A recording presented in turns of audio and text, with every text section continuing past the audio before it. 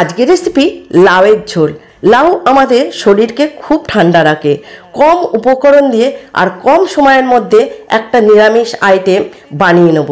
প্রথমে ডুমো ডুমো করে লাউটা কেটে নিয়েই আমি প্রেসারে দিলাম অল্প পরিমাণে জল আর পরিমাণ মতো নুনটা দিয়েই আমি সিটি দেবো না, শিশি করে আওয়াজ হলো আমার লাউ রেডি হয়ে গেল। তেলের মধ্যে বড়িটাকে লাল লাল করে ভেজে নিয়েই জলের মধ্যে তুলে নিলাম যাতে বড়িটা নরম হয়ে যায়। নুন হলুদ দিয়ে আলুটা ভেজে তুলে নিলাম। অল্প পরিমাণে তেলে করব, তার জন্য তেলটা তুলে নিলাম। জিরে আর তেজপাতাটা সম্বার দিয়েই অল্প পরিমাণে একটু টমেটো দিলাম স্বাদের জন্য, বেশি টমেটো দেবো না, টক হয়ে যাবে। জিরে গুঁড়ো আর গোলমরিচের গুঁড়োটা দিয়েই দুটো চেরা কাঁচা লঙ্কা আর পরিমাণ মতো একটু হলুদ দিয়ে আলুটা দিয়ে দিলাম, কষিয়ে নিলাম। আলুটাও সিদ্ধ হয়ে গেল।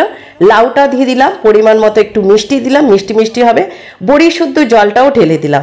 ডাউনে ঢেকে হয়ে গেল লাউ, ধনেপাতা দিয়ে